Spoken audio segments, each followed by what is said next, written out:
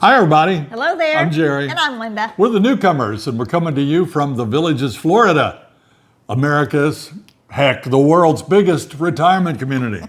And the friendliest. We come from the center of the state, about an hour from Orlando. And we have a lot of fun here. So we're coming here today to show you our adventures and what it's like in Florida. That's right. This is called Mailbag Monday, and we take letters from our viewers, and we hope you'll have a good time with us. And we hope that you'll join us on a regular basis by hitting that subscribe button. That means a lot to us, and thank you all that already are doing that.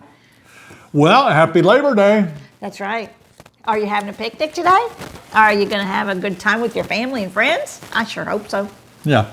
I remember my dad said the only people that work on Labor Day are the people that have to work, the laborers. Yeah. Yeah, you know, we need people like poor nurses and firemen and policemen. Essential people. We need them every day. That's Essential right. people. That is correct. But have a good day, everybody, and we're glad you're here with us. We have a fantastic show for you today. On today's show, The tax notice is here. we're going to talk about some home trends that are out of style. Are we being controlled in the villages? How did we go about buying our home sight unseen? A new bubble wrap? Hi, Jerry and Linda. It's something we all can't stand, all those spam calls that come to your cell phone. On this week's Bubble Wrap, I'm going to show you a way to get rid of them once and for all. A new Ask Amy, and a whole lot more. Hit it, Wally. Send us your questions, we've got your answers. Jerry and Linda's Mailbag Monday. Welcome, everybody. We have had a big day. We've already been to Lowe's. This is Saturday. We're filming this ahead of time because I'm going to be working all day long tomorrow on this show because it's an extravaganza. Yeah. It takes good 4, 5, or 6 hours for him to edit it. So, and then I have to proof it. So it takes a good day to do all that. And I have to upload it and have to put dot all the I's and cross the T's. And all of we're it. tired though. We're tired and we're hot. Today we were outside meeting all you wonderful people. We had, as you know, last week, if you follow us on Facebook, and we mentioned it on our live show on YouTube as well, we were at Lowe's because they brought the peach truck there, and they invited us to invite all of our viewers, and boy, did you respond. That was a fun morning. And it was so good to see everybody. A lot of you showed up, and we were so blessed to meet all of you. So much fun. It was a great day. They donated all those peaches, almost $70,000 worth. The Mystic ice cream truck was there giving out free ice cream courtesy of Lowe's. Yes. We brought us home one of those big Lowe's buckets. So I even brought a little bitty bucket. Isn't that cute? Isn't that sweet? Look at a little bitty Lowe's bucket. That's so cute. You know what? That peach truck was huge. I'd like to have this full of ice cream.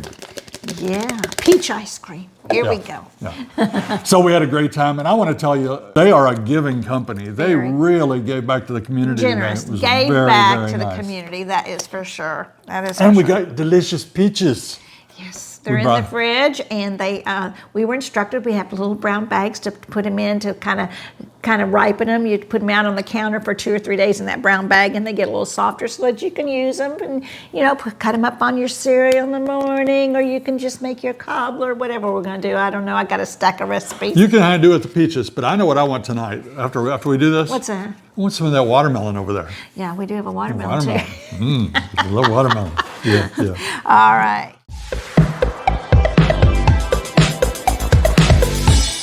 Let's start it off with a viewer video. Here's Alan Cathy. Hi, Jerry and Linda. It's Alan Cathy from Utah. We made a quick trip up to the villages after getting off of a cruise. We ate at one of our favorite spots, Edna's on the Green, and then we went in search of Gizmo's Bench. What a beautiful, lovely spot to celebrate the life of a wonderful dog. We have some videos and some pictures for you from that. And at the end of one of the videos, there's actually a question.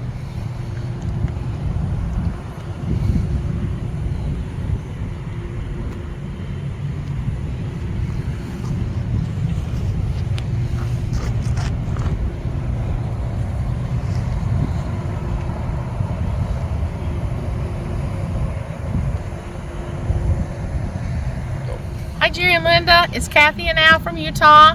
we're in your area and we have found Gizmo's bench. It's really sweet, and we want you guys to know how much we love you. We're out here again. We just got off a Disney cruise, had 9 hours before we jumped a plane. So we decided to come out here and eat at Edna's and have a good time. But we do have a question for you. If we move from Utah, do we need to bring our snow chains for our golf cart? That was a serious question. We'll see you when we get on the boat. Well, tongue-in-cheek question there. Of course, we don't need snow chains on our golf carts. But I'll tell you what, they are picky about what your tires are like on your golf cart if you're going to use them on the golf courses. So you have to make sure they're approved tires for the golf courses. Our tires handle just well on all this rain we get. Boy, it's been raining. Our ponds are full. Yeah, you are. So Al and Kathy, thanks for writing that in. We do appreciate it. We invite all our viewers to write us questions, even if they're nonsense like that one.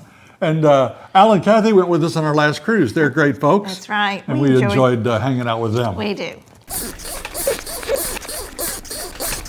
I told you that we just received our tax notice. Now it says at the top, this is not a bill. Do not pay, this is not a bill. I think what this is the thing that they send to you so you don't have a heart attack when you get your bill. It's a kind of a prep. Prepping It's you. a prepping. It's like the colonoscopy prep. Well, yeah, it may be just as bad. Well, this, and I'm going to show it to you here. This will have a lot of individual types of rates on here that they're going to charge you on your tax bill when you get it, and you can decipher it for yourself. But basically, there are county taxes, public school taxes, water management, dependent districts. It'll tell you what your taxes were last year, and it'll tell you what they propose them to be this year. And it'll show you whether you have filed for that homestead exemption at the bottom. So you can look for that homestead and additional homestead exemption, and it will save you a little bit of money on the price of your taxes each year. You know, one thing a lot of people don't understand, and I believe in Sumter and Marion and Lake counties, is that we pay school taxes, but theoretically, nobody that lives in the villages should have anybody in school. Right. Because the youngest person that can actually live here is 19. But we all pay school taxes. How much were ours this year? It looks like we paid about $1,000 to school taxes. Mm-hmm. On the back, it will show you our further assessments. And there's going to be a meeting, as you can see on here. They've got listed a meeting that they'll have to discuss these. But all in all told, I'm not disappointed in our taxes. If we pay them as early as we can pay them, we'll pay $3,310 plus that assessment on the back. So it's going to come to around $4,000. Mm-hmm. Our house, as you can see on here, you can see what the appraised value was. Basically $436. As you look at the numbers on here, you can see that they tell us what they think the market value of our home is. These are always grossly underestimated. Mm-hmm. And it says $438,170. And then they have an assessed value, which is even less, and that's what your taxes are based on. And we'll pay taxes according to that. But anyway, the good news is you're going to know it real soon. You'll get this. It's not a bill, like we said. It's a proposed property tax. You'll get your bill soon, but you can look at that and kind of gauge and see what it is. Our home is 2,000 square feet, just a little less than that actually. But we do have a finished lanai, and our taxes are going to, all in, all done, going to be about $4,000. Mm-hmm. Now, newer construction, I believe, is going to be more. Our home was built in 2015. It's coming up on 10 years old. Wow. We've lived here 7 years. Can you believe it? If you follow us, I bet you can't believe that. That is crazy. Yeah. By the way, I'm sporting the Notre Dame stuff today because they played Miami on Sunday, and I don't know if they won or not. Not yet. We don't know if they won. We think they won. We're going with that. We're gonna hope. Hopefully they won. So go Notre Dame. And in honor of you, I'm wearing this. There you go. And you've got your green on too, I see. Well, yeah. I got our t-shirts on.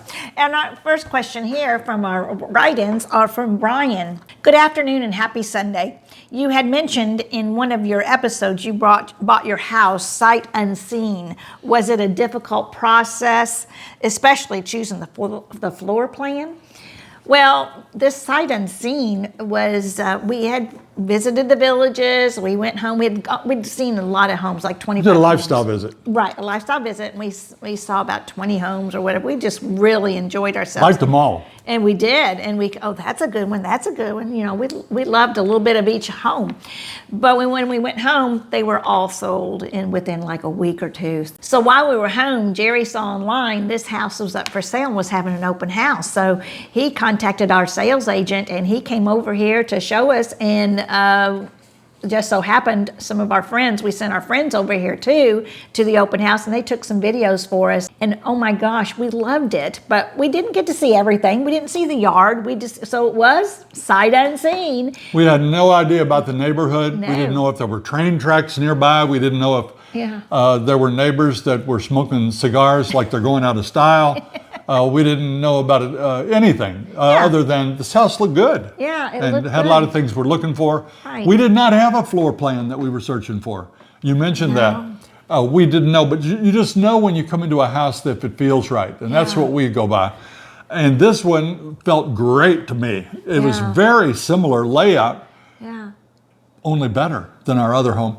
And the bedroom was almost identical to our other home. We had remodeled, and it was just very, very similar. The one drawback was Linda said, if I buy a new home, it must have a Pantry. pantry. Yeah, I wanted a pantry. And lo and behold, they had made a closet into a pantry, and it was just perfect.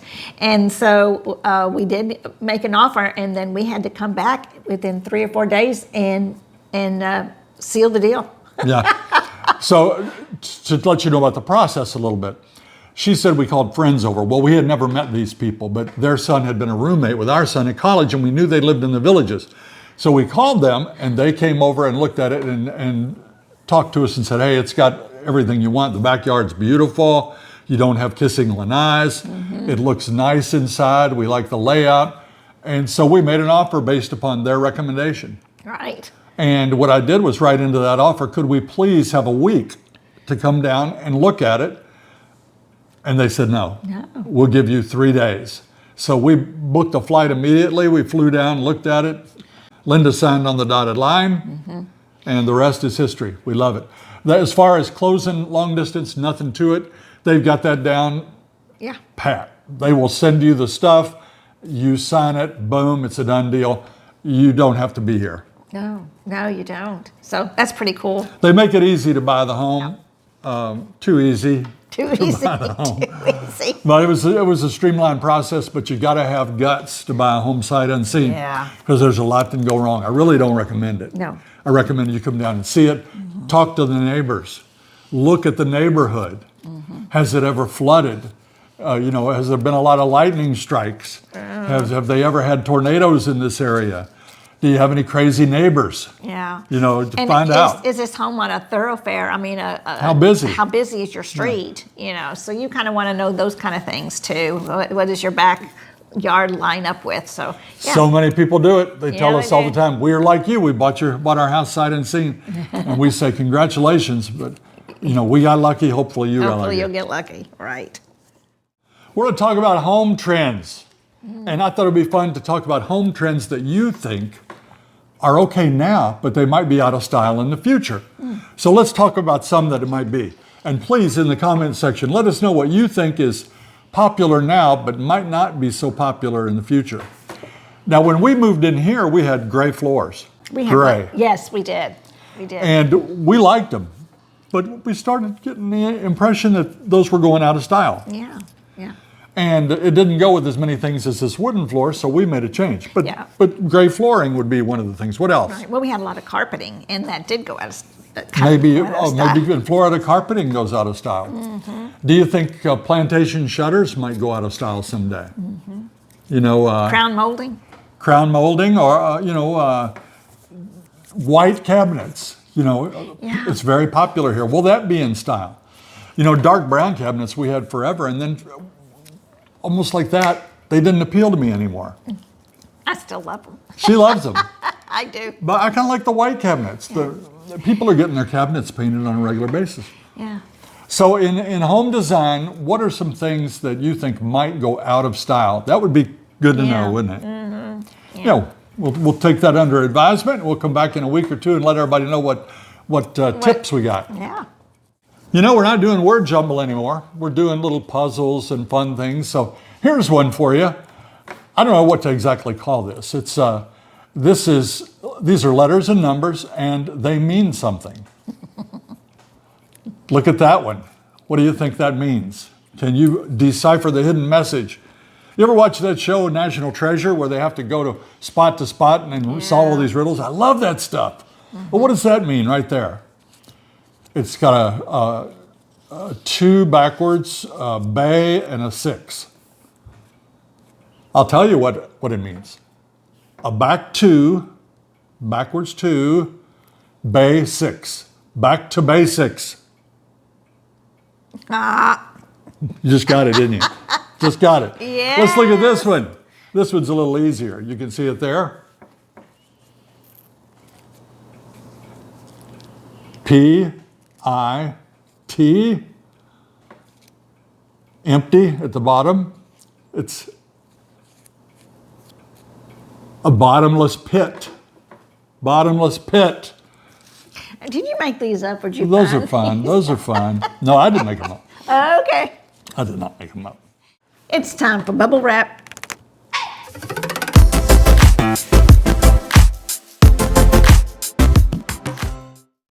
Hi, Jerry and Linda. How many times do you run to your cell phone to answer only to find out it's a person trying to sell you insurance or something to do with Medicare? Those spam calls. If you've got an iPhone, get it ready because I'm going to show you how to get rid of those calls forever.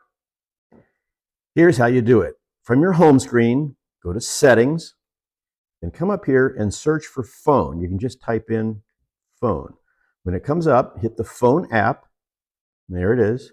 Scroll down until you get to Silence Unknown Callers. You need to make sure this is toggled on. If you have this off, you're going to get calls from everyone. If you toggle it on, you're going to not get calls from people you don't know. So I'm going to go through it again. On an iPhone, hit your settings, come up here to the top where it says search and type phone. Usually you just type the first few letters. And then hit the phone app, it populates. Scroll down till it says Silence Unknown Callers. And you need to make sure, I got the wrong one, make sure this is toggled on. If it's green, it's on. If it's toggled like that, it's off. So nobody who is not on your contact list will get through. The downside is if people are not on your contact list, they won't get through. So if a doctor, insurance company, or somebody who's not in your contact list tries to call you, they're going to get voicemail. I am okay with that. If they leave you a voicemail, you call them back. So if you're not okay with it, maybe this is not for you. If you want to see how many scam calls I received, this is just from the past few days. Every single call in red is a scam call that was diverted to my voicemail. In a given day, I'll get maybe 15 to 20 of them.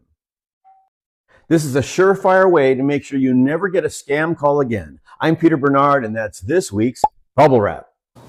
Thank you, Peter. There's very little in this world that makes me more upset than a scam caller or an attempt from a scam caller. I hate those guys. I absolutely despise those people. And I love, if you go to YouTube, there are channels devoted to guys that hunt down these scammers. I love that when they get what's coming to them. So thank you for that, Peter. And everybody out there, stay vigilant. Speaking of Peter, Peter was on the scene the other day, I think Thursday it was, and he saw a car on fire over on Megason Boulevard. Oof. Look at these pictures. How scary. Peter sent these to us. Now, all of you that wrote in wanted to know, is that an electric car? No, that was not an electric car. We don't know what started the fire. I've heard that it possibly started in the glove box. So I don't know what was in that glove box or why it would have started. But thank you for sending that to us, Peter. And a shout out to all our firemen and policemen and all of our essential workers, like we said earlier. First responders. These guys, first responders, they are fantastic. We take our hats off to you. Absolutely. You guys are just terrific. I know that I feel better knowing that you're there for us when we need you. Take a look at this golf cart. That is wild, isn't it? That is a golf cart. It's not a car. And we saw this online, and it's one of the residents of the villages said, it is a golf cart. It does have AC. It has heat, power windows, and 4 doors. I need to post this because we're constantly chased down to make us get off the cart path, or we're flipped off because it resembles a car. Please take it easy on us if you see us. We'd love a wave or two instead of the bird and ugly looks. Well, you can see why people are confused. It's a great looking vehicle. Oh. Personally, I don't think those kind of vehicles are for us because we want to use that for playing golf and getting in and out of a door like that. And it's small, and you'd have to rig up a system for carrying your golf clubs in it. Yeah. But it's definitely a cool looking machine. Yeah. So if you see those out there, don't flip them off or give them dirty looks.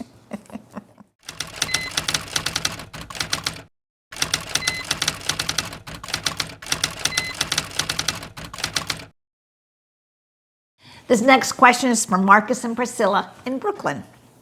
Why in the world don't they let you have garbage cans? Is that just another way to control you?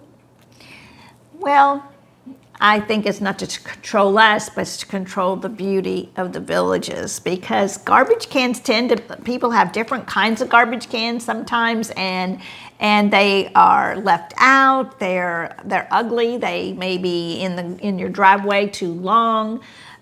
So the garbage bag system that we found when we got here works, because you stick out your garbage and then it's gone. You don't have to worry about bringing back anything in case you're gone for the day. So I love the bag system. I certainly do. When we were in Indiana, we had good neighbors, but they would often leave their cart out an entire week, their garbage can out an entire week. Yeah. Sometimes they'd have 2. And then the wind blows them over. So I found them in the middle of the street many times. Yeah. It's not great. Yeah. These are out there on Monday mornings, and they're gone by Monday at noon. Yeah.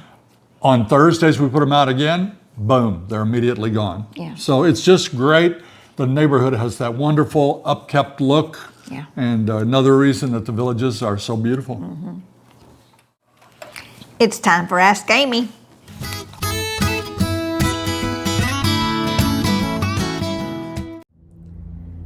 Hey, Jerry and Linda. I want to talk about a tax ID number. So we get clients that want to know, what's the tax ID number when they have a revocable trust? So a revocable trust has what we call a tax ID number. Well, while we're alive, since the trust is revocable, it's in the owner of the trust's social security number. So if it's Amy Pittman's trust, the tax ID number, the EIN, which sometimes is what the banks call it, is going to be my social security number. If I'm a married couple, it can be either social. So whether it's mine or Josh's, it could be either one of our social security number. Kind of depends on the bank or the financial institution. If it's an irrevocable trust, that's when it gets its own separate tax ID number from IRS. So it's not a social. But if it's a revocable trust, so while I'm alive, that trust tax ID number is my social security number. When I die, it's an individual trust, then it's going to get a separate tax ID number. And usually CPA or the law firm is going to help with that. All right, hope that helps. Thank you, Amy. We appreciate you as always. A lot of those little things like that go overlooked from people like us. We don't even know it's a thing or something to think about. Mm-hmm. So thanks for always keeping us informed. At Pittman Law Office, you've got Sydney and Audra and Amy, and they do a wonderful job. A few weeks ago, we started this celebrity lookalike business. And I said, if you know somebody that looks like a celebrity, send us their picture and we'll decide if we agree. But everybody keeps doing it to me. Do I have that face? Are you a celebrity? Yeah, a lot of times they look like a doofus, though. Today they sent us this picture. Do you know who that is? That's Durwood Kirby. He was evidently the sidekick to Gary Moore on TV back in the old days. Old days. But I can see a little bit of resemblance with it. Yeah. It's actually Durward Kirby. Durward. And thank you for sending that in. Here is one from Anna Lee. Anna Lee sent this in. This is someone that was in the Animal House movie. Do you recognize him from Animal House? She says that looks like me also. I can see it, I gotta say. Thank goodness, though, we finally got Linda in on the act. Oh. Lynn sent this in. That is the talented and lovely actress, Elizabeth Montgomery. She starred on the TV show Bewitched. Oh, yeah. And you can see her there. And you can see Linda there. What do you think? Is that a good match? Are they doppelgangers? Now, Jane, you're funny. She sent us this picture of her husband. And here is his celebrity lookalike. Now, that's a good one. Thank you, Jane, for sending that in. Now, Marilyn sent this picture into this adorable grandchild. Look at that grandchild. Isn't that adorable? And obviously looks a lot like our president, Donald Trump. Oh, my goodness. Yeah. So send us pictures if you want to join in the fun. If you have a relative, friend, neighbor, or a celebrity lookalike, send it in and we'll make the judgment for you. Time for shout-outs. And now it's time for Jerry and Linda's shoutouts.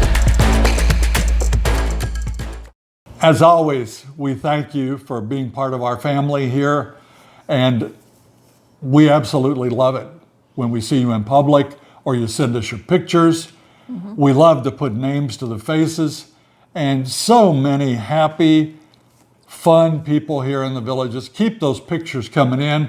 Send them to villagesnewcomers@jerryandlinda.com, and we will get you right in our shout-outs.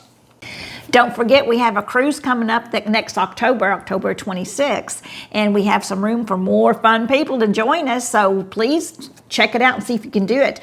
It starts in Southampton, London, and it goes across the transatlantic back to Port Canaveral, so we're going to have a great time. Yeah, it makes some really good stops, though. It stops in Vigo, Spain. It's going to stop in Lisbon, Portugal. We're going to the Azores, and we're going to stop in Bermuda. And the great thing about these transatlantic cruises is the price. Yeah. This one is all-inclusive of drinks, and those of you that drink alcohol, gratuities, port fees, taxes, everything included. Wi-Fi for $29.55 per person. That's great. And we're looking forward to that one a lot. That's going to do it for this week's edition of Mailbag Monday. If you liked our video today, please press that like, subscribe button, and share it with all your friends, neighbors, and relatives, and everybody you know. Until next time. See you when you get here. Happy Labor Day.